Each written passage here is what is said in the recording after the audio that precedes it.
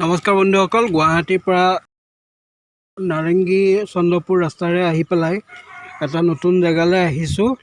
এতিয়া আমি আছোঁ ৰজা মায়ং, এইখিনি মায়ঙৰ ওচৰ পাইছোঁ। আজি এটুকুৰা নতুন জেগালৈ লৈ যাম, চনকা ইকো কেম্পলৈকে। চনকা ইকো কেম্পলৈকে যোৱা ৰাস্তা এইটো, এইফালে সোমাব লাগিব। এইফালেৰে চনকা ইকো কেম্পলৈকে যোৱা ৰাস্তা। তো মোৰ লগত আহি থাকক আপোনালোক। চনকা ইকো কেম্প আমি আজি উপভোগ কৰিম।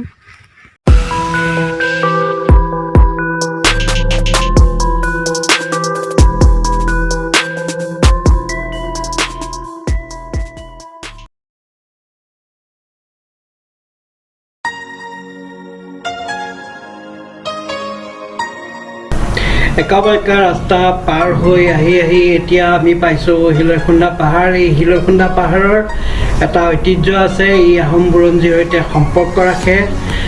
মোগলে যাতে ব্ৰহ্মপুত্ৰ বুকুৱেদি উজাই আহিব নোৱাৰে আৰু তাক ভেটিবৰ কাৰণে এই হিলৈখুন্দা পাহাৰতে আহোম সৈনিকসকলে কোৰ্ট বা বেছ কেম্প পাতি পহৰা দিছিল। ইয়াৰ পৰা আমি 3.5 কিলোমিটাৰমান গ'লে আমি পাম চনকা ভিলেজ। আহক আমি আগবাঢ়ো।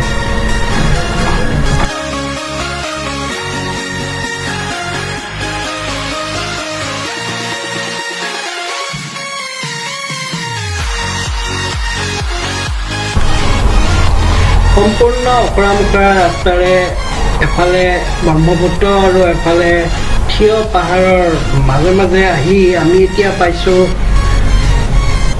চনকালৈ যোৱা ৰাস্তাটোৰ মাজ অংশ। ইয়াৰ পৰা আৰু 1.5 কিলোমিটাৰমান গ'লে আমি চনকা ভিলেজ পাম।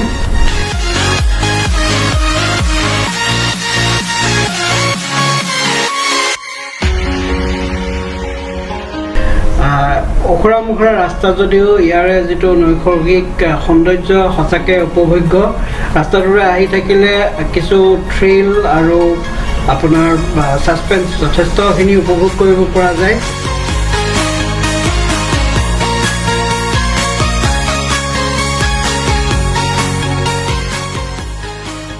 যান্ত্ৰিকতাৰ পৰা আচলতে কিছু নিলগত এয়া সঁচাকৈয়ে প্ৰকৃতিৰ এক বিনন্দীয়া পৰিৱেশ।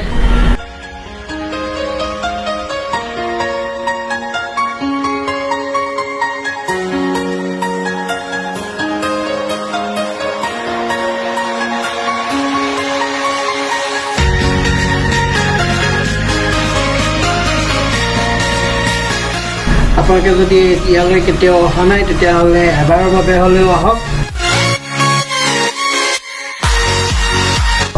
আমি এতিয়া চনকা ভিলেজ পাব হৈছোঁ।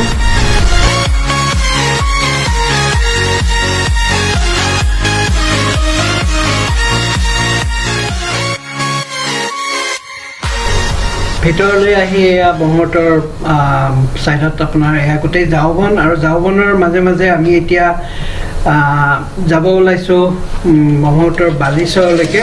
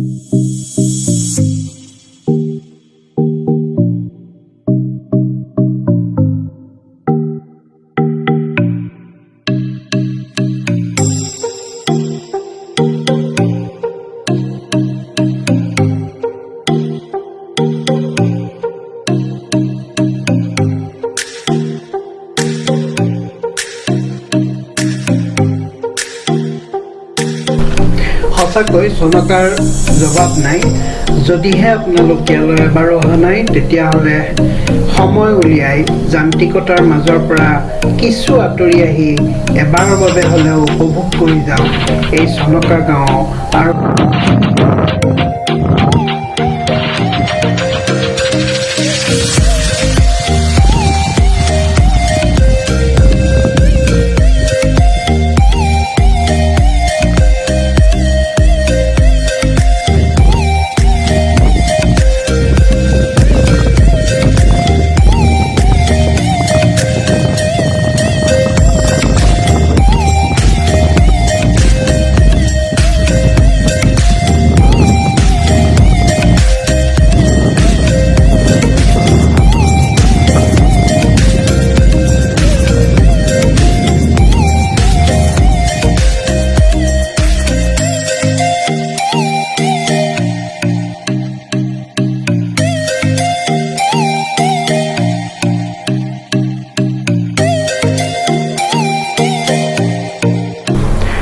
নাথাকিলে ক'ত থাকিব এয়া চনকা ইকো কেম্প ইয়াত সকলো সুন্দৰকৈ ব্যৱস্থা কৰা আছে